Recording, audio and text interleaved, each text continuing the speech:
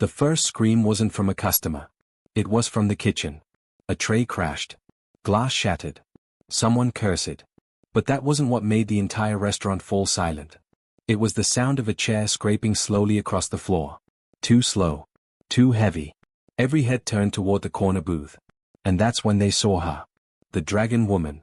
Alone. She hadn't roared. Hadn't threatened. Hadn't even spoken. But her presence pressed against the air like an incoming storm. Her scales were dull bronze, chipped at the edges. One horn was cracked near the base. Her wings were folded tightly behind her back, trembling slightly beneath a plain gray shawl. No jewelry. No guards. No insignia. Which made it worse. Because in this city, dragons did not walk unescorted unless they were either exiled, or powerful enough not to need protection. "Don't take that table," whispered one of the waitresses under her breath. "Last thing we need is dragon politics in here." Another server stepped backward. "She looks unstable." "She looks poor," someone muttered. The manager peeked from behind the counter, frowned, then immediately disappeared into his office.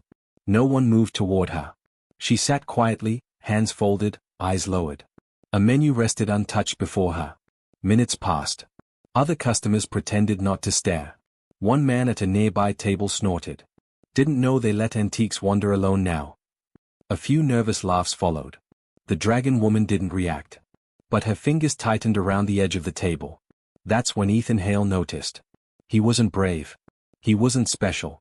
He was just tired of watching people pretend not to see things. Ethan adjusted his apron and picked up a menu. "Ethan," a coworker hissed. "Leave it." He didn't. As he approached, he noticed something no one else had bothered to see. Her breathing wasn't unstable. It was controlled. Measured. Like someone deliberately pretending to be fragile. He stopped at the table and offered a small, respectful nod. "Good afternoon. Welcome. Can I get you some tea?" For a moment, she didn't look up. Then slowly, her golden eyes lifted to meet his. They weren't weak. They were ancient. "I would appreciate tea," she said softly. Her voice carried something laid beneath it. Not frailty. Restraint. Ethan didn't flinch. Of course. As he turned, the man at the nearby table leaned back in his chair. "Careful," the man called out loudly. "She might crumble if you pour too fast." More laughter. Ethan stopped walking. The dragon woman's gaze remained downward. But the air temperature seemed to drop. Ethan turned around slowly. "Sir," he said evenly, "you'll speak respectfully." The laughter died. The man blinked. "Excuse me?" "You heard me." The restaurant went still. Even the kitchen noise faded. The man stood halfway from his chair. "You defending that thing?" Ethan didn't raise his voice. "She's a guest." Silence. The dragon woman finally looked up again. And this time, there was no trembling in her wings. The man scoffed. "You humans always trying to prove something." Ethan stepped slightly closer to the table, positioning himself between the customer and the dragon woman without making it obvious. Just asking for basic decency. The tension snapped tight. 4-3 heartbeats, it felt like something catastrophic might happen. The dragon woman's golden eyes flicked between the two men. And for the briefest second, a faint shimmer of light pulsed beneath her scales. Gone before anyone else noticed. The customer sat down slowly, muttering under his breath. Ethan held eye contact a moment longer, then turned back to the dragon woman. "I apologize for that." She studied him now. Not like prey. Not like staff. Like something unexpected. "You risked your employment," she said quietly. He gave a small shrug. "I risk worse things every day for tips." A pause. Then the smallest curve touched her lips. "Interesting," she murmured. Ethan didn't understand why the word felt heavier than it should have. He returned with tea, hands steady. As he poured, he noticed something else. Her claws were scarred. Battle-scarred. Not ceremonial. Not decorative.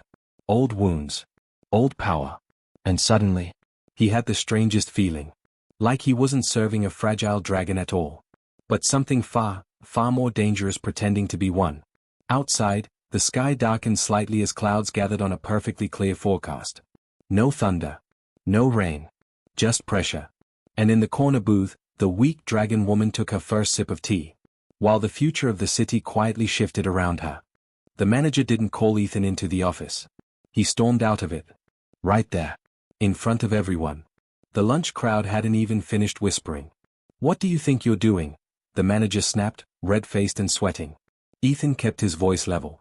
"My job. Your job is not to lecture customers." He was harassing her. "I don't care." The words landed harder than expected. Around them, plates clinked awkwardly. No one wanted to look directly at the confrontation, but no one could look away either. The man who had mocked the dragon woman leaned back in his chair with a smug grin. "Told you," he muttered loud enough for others to hear. "Humans always get emotional." The dragon woman remained seated. Still. Watching. The manager lowered his voice slightly, but not enough. "Do you know who that man is?" "No," Ethan replied. "He owns half the shipping lanes on this continent." Ethan glanced at the customer, unimpressed. "Good for him." The manager's face hardened. "Take off the apron." Silence. A fork dropped somewhere across the room. Ethan didn't move. "You're firing me?"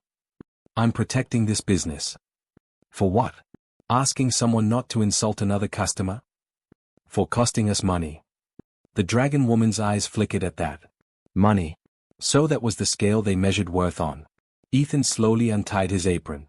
He folded it neatly. Placed it on the counter. "I hope it was worth it," he said quietly. The manager didn't answer. The smug customer smirked wider. Ethan turned once, just once, to look at the dragon woman. She was already standing. There was no tremor in her wings now. No weakness in her posture. Her height became suddenly apparent. She had been slouching before. Deliberately. Now she stood straight. And the restaurant felt smaller because of it. Ethan gave her a polite nod. "I'm sorry you had to see that." Her golden eyes held his. "You defended me," she said. "You were being treated unfairly. And that troubles you." "Yes." A beat of silence passed between them. "You knew nothing about me," she continued. "I didn't need to." Something unreadable moved behind her gaze. Not emotion. Assessment.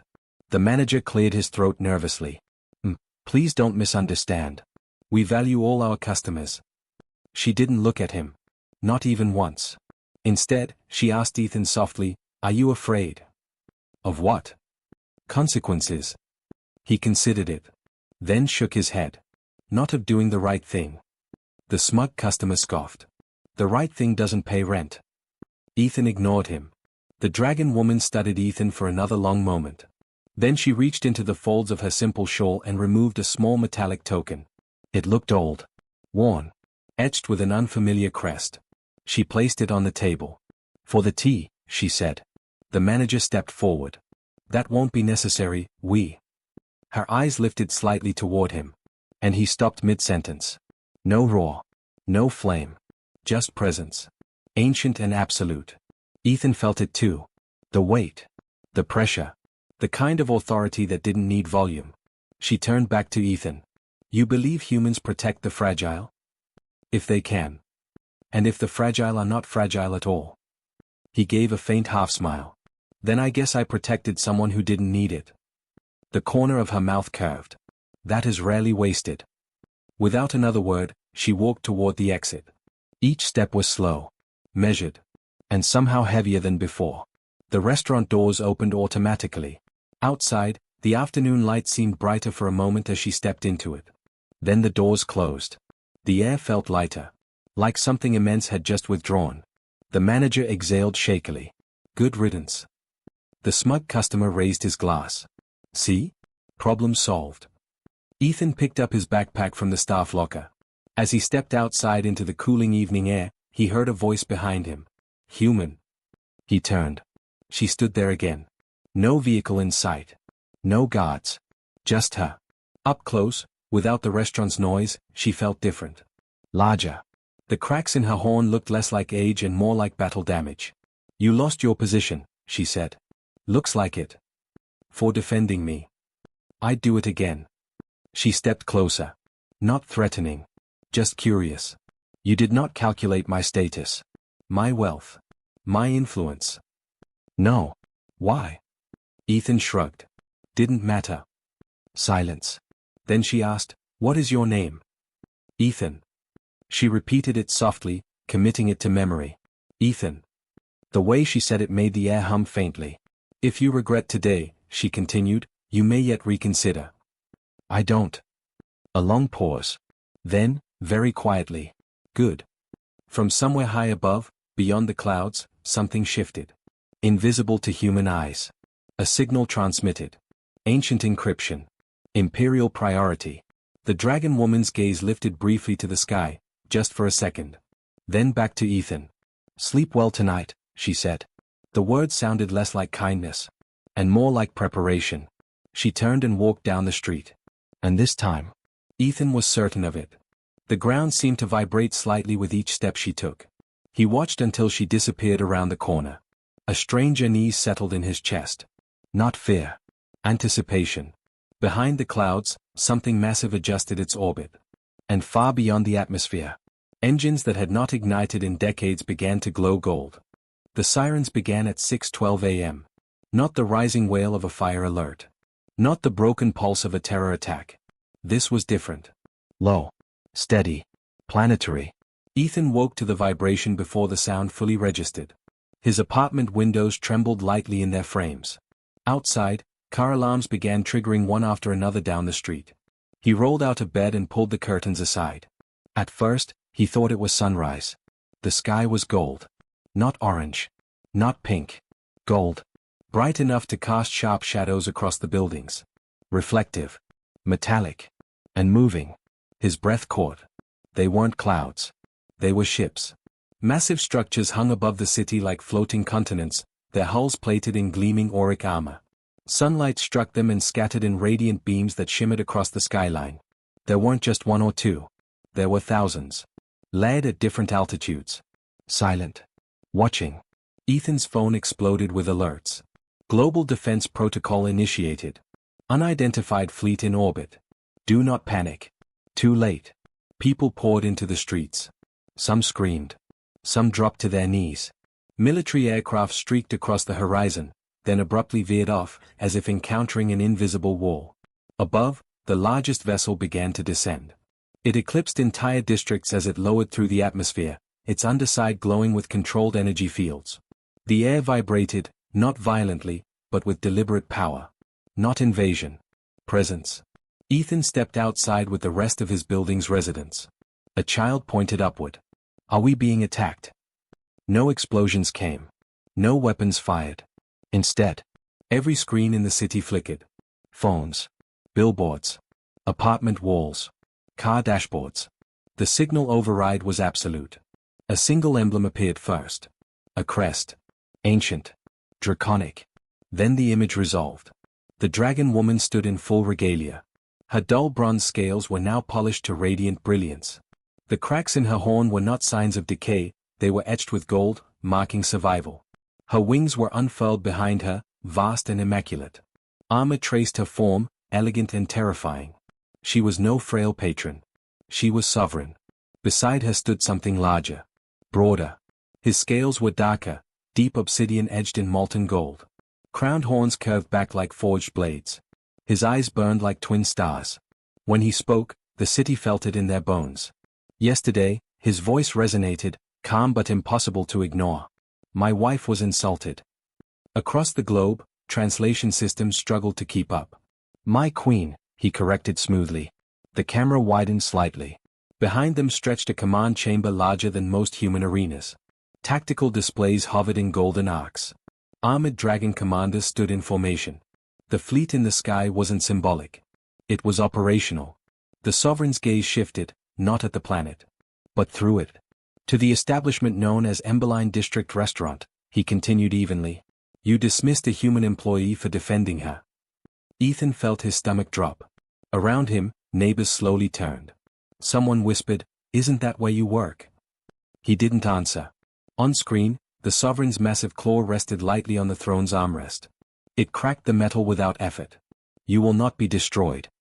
The entire planet seemed to inhale. You will not be punished. Confusion rippled. You will be evaluated. The single word carried more threat than annihilation. The image shifted. Now the Dragon Queen, no, the Empress, stepped forward. Her golden eyes locked onto the camera. Onto him. You defended me without calculation, she said softly. The broadcast zoomed further. Until it showed the restaurant interior from yesterday. Security footage. Clear. Ethan standing between her and the mocking customer. Audio restored. You'll speak respectfully. The clip froze there. Every screen on the planet now showed Ethan Hale. The Sovereign's voice returned. Human Ethan Hale. Ethan's pulse pounded in his ears. You acted with honor toward one you believed powerless. A pause. The fleet above adjusted formation slightly. Thousands of ships shifting in perfect synchronization. Gold rippling across the sky. You are requested, the Sovereign continued, to present yourself aboard our flagship. Requested. Not summoned. But the distinction felt razor thin. If you refuse, the Sovereign added calmly, we will respect it. Another pause. Though we would find that disappointing. The transmission ended. Instantly. No static. No farewell. The screens returned to normal programming. The fleet remained. Hovering. Waiting. A military convoy roared past Ethan's street moments later. News drones filled the air. Across the city, sirens still echoed, but no missiles launched. No counterattack came. Human defense systems remained locked out, not destroyed, simply bypassed. A display of control. Precision. Restraint. Ethan's phone buzzed again. Unknown number. He hesitated. Then answered. A calm, professional voice spoke. Mr. Hale. A transport will arrive at your location in 10 minutes. I didn't say yes. We are aware. A pause. The invitation stands. The call ended. Ethan looked back up at the sky. The golden flagship hovered directly overhead now. Massive. Immovable. Like a second sun. And for the first time since the sirens began, he understood something clearly. He hadn't defended a weak dragon woman. He had defended the most powerful being in this sector of the galaxy. And her husband had brought an empire to say thank you. Or to decide what that thank you meant. In the distance, a single golden shuttle broke formation. Descending. Straight toward him. The shuttle ride was silent. Not tense. Not threatening. Silent in the way deep oceans are silent. Ethan sat alone inside a chamber lined with polished gold alloy and dark obsidian panels. No visible guards. No restraints. He noticed that. They weren't treating him like a prisoner. Outside the viewport, the city shrank rapidly as the shuttle pierced the cloud layer. Above the clouds. The fleet was worse. Up close, the ships weren't just large. They were architectural. Each vessel carried carved ridgelines like spines along their hulls. Energy fields shimmered in layered geometric patterns. Massive forward batteries rotated slowly, tracking nothing, yet capable of tracking everything. Thousands of ships. In perfect formation. Waiting. The shuttle approached the flagship. It dwarfed the others. Not simply bigger, older. Its armor plating bore scars. Not damage. History. As the shuttle docked, Ethan felt the faint shift of artificial gravity adjusting. The doors opened. 2 armored dragon sentinels waited outside. 12 feet tall. Halberds crackling faintly with restrained plasma energy. Neither spoke. They simply turned and began walking. Ethan followed. The corridor ceiling stretched high overhead, supported by curved archways etched with ancient draconic script. Light panels glowed warmly, not harsh, not sterile. Intentional design. This wasn't just a warship. It was a throne. They entered a chamber vast enough to swallow skyscrapers. Command tiers rose in layered semicircles. Tactical holograms floated in suspended arcs of golden light. Dragon officers stood in disciplined silence. At the center, a throne platform. And on it, the dragon woman from the restaurant. No shawl. No trembling wings. Her scales gleamed like forged bronze under sunlight. Intricate armor traced her shoulders and chest, inlaid with gold filaments that pulsed faintly. The cracks in her horn had been reinforced, not hidden. Displayed. Symbols of survival. Her golden eyes locked onto him. Ethan Hale, she said calmly. Her voice no longer soft. It carried. Behind her. Something moved. Heavy. Measured. A second throne stood slightly higher. And upon it sat a dragon unlike any Ethan had ever seen. His scales were obsidian black edged in molten gold. His horns curved back like scythes forged from starlight. His wings, partially unfurled behind him, stretched wider than the platform itself. When he inhaled, the chamber seemed to tighten. This was not a warlord. This was command. The Sovereign's eyes settled on Ethan. The temperature in the chamber shifted, not from heat. From presence. You stand, The sovereign said slowly, voice resonating through metal and bone alike. Before the high sovereign of the Auric Dominion. No echo followed. The silence absorbed it. Ethan inclined his head respectfully. Sir. A murmur rippled faintly among the officers. The sovereign's gaze sharpened slightly. You do not kneel. It wasn't accusation. It was observation. Ethan swallowed carefully. I wasn't instructed to. A long pause. The sovereign studied him. Then. A low rumble vibrated through the chamber. Not anger. Laughter. You speak plainly. I try to. The Empress stepped down from her throne platform, descending until she stood only a few steps above Ethan. Yesterday, she said, you believed me powerless. I believed you were being treated unfairly. Her eyes narrowed slightly. Even if I had been powerless. Especially then. Another silence. The sovereign rose from his throne. The movement shook the chamber floor. Every dragon officer straightened. When he stepped down the platform, each footfall was deliberate. He stopped a short distance from Ethan. The difference in scale was overwhelming. One swipe of that claw could end him.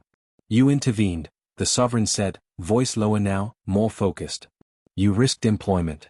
Reputation. Stability. Yes. For a stranger. Yes. Why? Ethan hesitated, not from fear, but from choosing his words. Because no one else did. The sovereign's golden pupils narrowed. That is insufficient logic. Maybe, Ethan replied. But it's enough. A faint spark flickered in the sovereign's eyes. You assessed no political risk. No strategic gain. No. You did not know her status. No. You acted.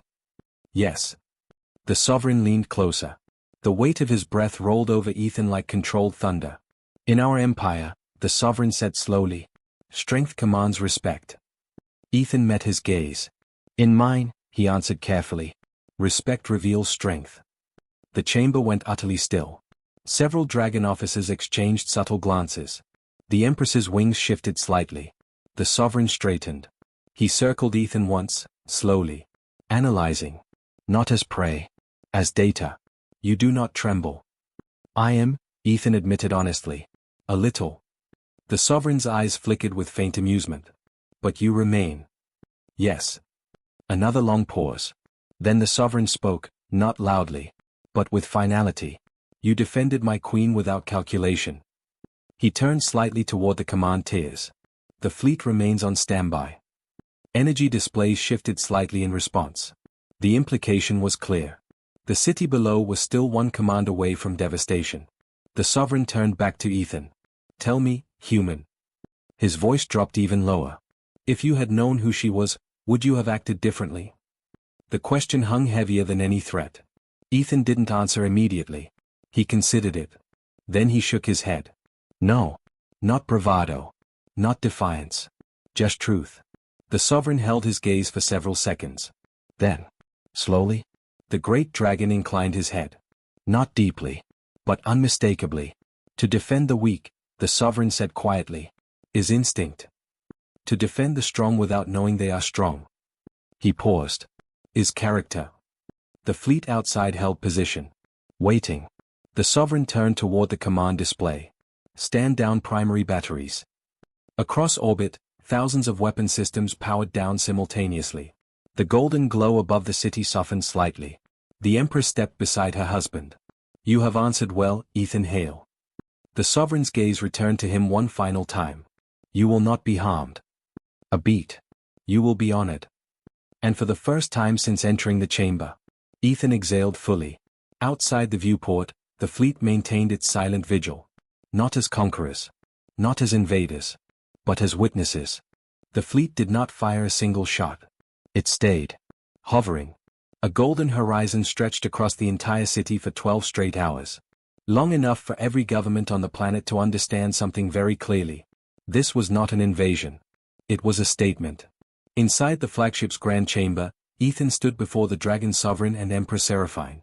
He had expected intimidation. Interrogation. Instead, he was offered tea. Served properly. By imperial attendants. The Sovereign studied him carefully. You have now witnessed our full strength, the massive dragon said calmly. I have, Ethan replied. And yet your pulse remains steady, Ethan exhaled lightly. Panicking wouldn't improve the situation. A low rumble echoed through the chamber. Dragon laughter. You speak as though you command fleets. I serve tables. The Empress stepped closer. Her wings folded behind her in a gesture of composure, not threat. Yesterday, she said softly, you believed me weak. I believed you were being treated unfairly. That is not the same. Ethan didn't respond immediately. The sovereign leaned forward slightly, golden eyes narrowing, not in anger, but in interest. You lost your livelihood for my queen. I'll find another. Why? The question wasn't simple curiosity. It was analysis. Ethan met the sovereign's gaze. Because if strength only protects itself, it isn't strength. Silence. Deep. Heavy. Across the chamber, dragon commanders shifted subtly. The sovereign's claw tightened against the throne arm, then relaxed. And what, the sovereign asked slowly, would you request in return for your inconvenience? There it was. The offer. Wealth. Power. Position. Influence. Ethan could feel it hanging in the air. He thought of his apartment. His unpaid bills. His uncertain future. Then he thought of the restaurant. The manager. The districts where mixed-species families were still treated like outsiders. I don't want money, Ethan said. Several dragon officers blinked. The sovereign's eyes sharpened. Be careful, human. This is not a small offer. I know. Then what do you want? Ethan took a slow breath. Protections. The chamber went still. For who? The Empress asked. For districts where humans and dragons live together, he answered. Clear trade protections. Anti-discrimination enforcement. Shared oversight. Something that says, this matters. The sovereign studied him as though examining an entirely new species. You ask not for yourself. No. You ask for those who never defended you. Ethan gave a small shrug. They shouldn't have to. Silence again. Longer this time. The Empress's gaze softened slightly. To protect the fragile, she murmured. Ethan nodded. The sovereign stood. The movement alone shook the chamber floor. He descended the steps of the throne platform, stopping only a few feet from Ethan. Even restrained, the dragon radiated overwhelming force. You understand, the sovereign said quietly, that we could simply impose this. I figured. And yet you ask. Yes. The sovereign's eyes burned gold for a brief moment. Then. He bowed his head. Not deeply. But unmistakably. To impose without request is domination, the sovereign said. To respond to courage is alliance. Around the chamber, dragon commanders lowered their gazes in agreement. The Empress turned toward the command display. Transmit new accords, she ordered. Mixed district protections under joint imperial oversight. Immediate effect. Far below, in the city, the Golden Fleet shifted. Not aggressively. Symbolically. Then, one by one, ships began to ascend. The gold light slowly faded from the sky. News networks scrambled to interpret what had just happened. The restaurant chain that had fired Ethan received a formal notice that afternoon. It had been purchased in full by a dragon trade consortium. Not destroyed. Not publicly humiliated. Acquired. Its management replaced quietly. Its policies rewritten. The mocking shipping magnate received a different message. A contract review. Extensive. Painfully thorough. No explosions. No dramatic arrests. Just consequences. Measured. Precise. By sunset, the fleet had fully withdrawn from orbit. The sky returned to blue. As Ethan stepped off the returning shuttle later that evening, the Empress stood beside him at the boarding ramp. You have altered policy across 3 systems, she said. For serving tea? For demonstrating character. Ethan gave a small, tired smile. I just didn't like how you were treated. The Empress studied him for a long moment. Most beings respect power, she said quietly. You respected dignity. She extended her clawed hand. Carefully. Ethan shook it. No crushing strength. No intimidation. Just acknowledgement. If ever you require assistance, she added softly. Call. The shuttle lifted. Golden engines flared briefly. Then vanished into the upper atmosphere. Ethan stood alone in the cooling evening air. No job. No fame he had asked for. But something had changed. In council chambers across the galaxy, a new understanding had formed. Humans did not require power to act with courage. And that made them unpredictable. dangerous, valuable. Weeks later, when new joint protection signs appeared in mixed districts across the city, most people credited political negotiations. Few knew the truth. That it had started with a single sentence in a crowded restaurant. "You'll speak respectfully." Final line. He lost his job defending someone he thought was weak. He gained the respect of an empire strong enough to bow back.